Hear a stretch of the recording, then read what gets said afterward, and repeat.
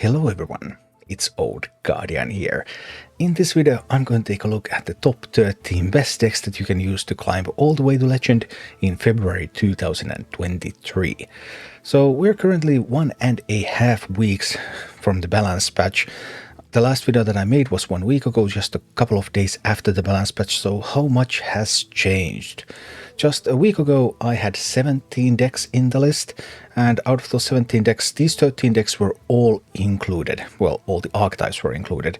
So 4 archetypes have been dropped from the list, stuff like Aggro Druid for example, just not being able to do well enough in the current meta. All the other archetypes are still here. Almost all the deck lists are still here as well. Actually, only 3 decks are a little bit different than they were last week, and 2 of those are just different variants that already saw play then. So basically, what has happened during the past week is one innovation. One innovation that has changed the Hearthstone meta somewhat, and that innovation is development in Unholy Death Knight. Unholy Death Knight is now doing much better than it has. Unholy Death Knight obviously got a bunch of buffs, and Unholy Death Knight has now been refined, and it's stronger, and then that kind of defines the meta at the moment. Unholy Death Knight is the most popular deck. Decks that are bad against Unholy Death Knight, let's say decks like Enrage Warrior, are suffering as a consequence. Decks that are good against Unholy Death Knight, let's say decks like Control Paladin, are doing better. So obviously now this is a pretty new situation. Unholy Death Knight has never been the meta tyrant before, and I wouldn't say it's a meta tyrant even now. It's just something new that's at the top of the meta, and now the meta is trying to find the balance and trying to find the counters to that, and I expect changes to continue happening, but that's pretty much what has happened over the last week. And now let's take a look at these top 13 decks. So at number 13 we have Enrage Warrior. Enrage Warrior, there's still 2 builds. There's the pre-March of the Lich King build, and there's the March of the Lich King build. Which one is at the top? I mean, I could like throw a coin and to decide pretty much. They're very even. This one is the one that is seeing more play at the moment. This is the pre-March of the Lich King build. But either way, both Enrage Warrior builds are playable, and they both have their upsides, like good matchups against Frost Death Knight and Aggro Mage, major upsides, bad matchup against Unholy Death Knight, pretty big downside, but still a playable archetype. And at number 12 we have Miracle Rogue, and last week I listed Miracle Rogue as number 1. So what has happened? Miracle Rogue really cannot handle those aggro decks now without the null, and Unholy Death Knight has been refined, and Aggro Mage has become a lot more popular, and basically those 2 decks have beaten Miracle Rogue out of the top spots.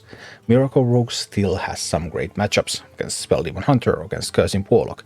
Miracle Rogue also still improves in performance as you get better and better pilots to pilot it. So Miracle Rogue is still a playable deck, but those aggro decks, they are just now crushing it before it gets to play stuff because it doesn't have the nulls anymore.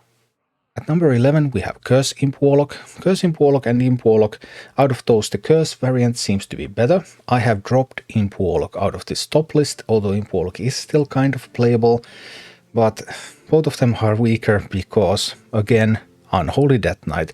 Like, this is the recurring theme of the current meta. Hey, Unholy Death Knight beats this deck. Okay, I guess that deck is bad then, or something like that. Anyway, Curse Imp Warlock, still a playable deck, but it has a couple of bad weaknesses. At number 10 we have Pure Paladin. Pure Paladin seemed to be doing really well last week, because hey, Pure Paladin, it can challenge Miracle Rogue. But actually Unholy Death Knight just does the stuff better than Pure Paladin, and then Pure Paladin becomes kind of obsolete. Also Aggro Mage, Frost Death Knight, the bad matchup of Pure Paladin, those are matchups that you really don't want to have as your bad matchups. Sure, as an upside it has plenty of good matchups as well, but in the current meta it's just becoming weaker than it was. Big Spell Mage remains an interesting option. It has a pretty unique matchup spread, like strong against both Aggro Mage and Control Paladin, one and the same deck. But unfortunately it has weaknesses like against Unholy Death Knight. Am I saying Unholy Death Knight too much in this? I mean, take a shot every time I say Unholy Death Knight and see if you can survive to the end of the video. You probably... actually don't do that, you probably wouldn't. So yeah, Big Spell Mage, still a playable deck.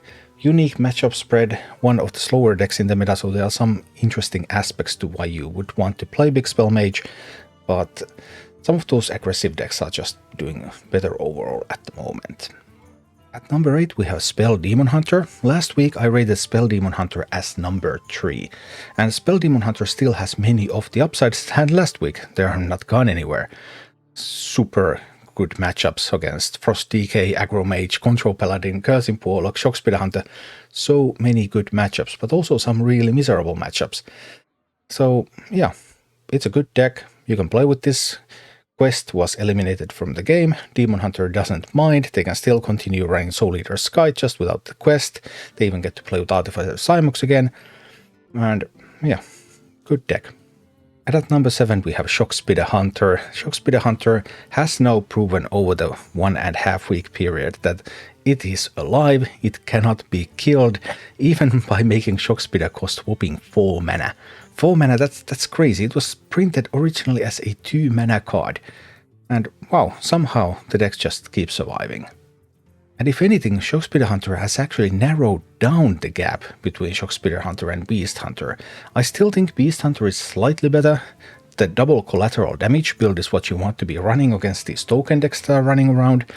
But Shockspitter Hunter, Beast Hunter are very close at the moment. And somewhere in the middle of all this is Evolve Shaman. Evolve Shaman has not changed at all since Jumper built this Shadow Hunter Vulture, Neptune and the Tide Hunter list. There was the Sea Giant list, but now it's completely fallen out of favor again, and Evolve Shaman is back to the Neptune build, and it's just doing well. And the number 4 deck in the game is Aggro Mage. Aggro Mage has some really good matchups, and it has a bunch of really bad matchups, so maybe kind of rock, paper, scissors type effect. Either way, Aggro Mage is one of the better performing decks overall when you take into account how often all of these archetypes are played on the ladder.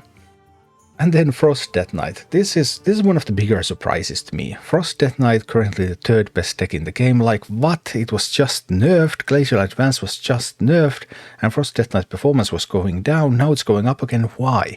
Well, there is one plain, simple reason. Frost Death Knight has a great matchup against Unholy Death Knight. And Unholy Death Knight, now most popular deck, the kind of meta tyrant. Frost Death Knight, otherwise like an okay deck, but then you add that great matchup against Unholy Death Knight on top, and suddenly Frost Death Knight becomes just great. And currently I rate as number 2 the Control Paladin deck. Control Paladin is not popular on the ladder, and that's part of the reason why it's so good right now. Because Control Paladin is strong against many of these aggressive decks, like Unholy Death Knights, like Aggro Mages, like Evolve Shamans, like Frost Death Knights. Control Paladin just has good matchups against pretty much all the top tier decks in the game. There are some mid-tier decks like Big Spell Mage and Spell Demon Hunter that can take down Control Paladin pretty easily, and that prevents it from being the undisputed number 1. But right now, if you want to play something that is not played that much and that counters many of the meta decks, then Control Paladin could be a surprise choice that can take you all the way to Legend. And finally, the current top meta deck, Unholy Death Knight. Unholy Death Knight is strong against the vast majority of the meta. Its 2 main weaknesses are Frost Death Knight and Control Paladin. That's why they're rated number 2 and number 3 in this list. Other than that, Unholy Death Knight, there's a couple of good builds. But basically the good builds are either this Peasant build or the Trog build. And it looks like the Peasant build is slightly stronger. They only differ by Peasant or Trog in the deck. During the past week, the deck has just found the right balance between those aggressive minions and between its mid-game threats. The card draw, like double Famished Fool, was too much. You just couldn't support it adequately. 1 Famished Fool is the optimal amount. Sylvanas is a good addition to the deck. Also, doesn't really need the Plague Crane, rather put a minion on the board on 1. Still, it's a little dependent. You really want to find that Bodybagger on 1, because that just opens up the entire game if you have the Bodybagger in the Battlefield Necromancer, which is something that I have talked about before, the Battlefield Necromancer now being too strong of a card, and only the lack of good 1-drops keeping Unholy Death Knight back. And now it looks like the lack of good 1-drops might even be enough to keep Unholy Death Knight back, so that's an interesting position, although I suppose that is still a weakness that will be exploited. and the deck probably will not have this kind of shine on it for very long. But we'll see what kind of answers people can come up with. This is a new situation, Unholy Death Knight at the top. But right now, Unholy Death Knight, best deck in the game, very few weaknesses. If you want to be a little bit like ahead of the curve and try to counter this, then you could try to do that with Control Paladin.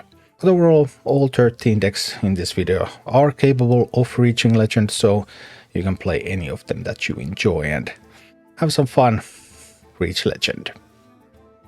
Thank you for watching. Click like and subscribe if you enjoyed this, and a special thanks to all of my Patreon supporters, YouTube members and Twitch subscribers who make all of these videos possible.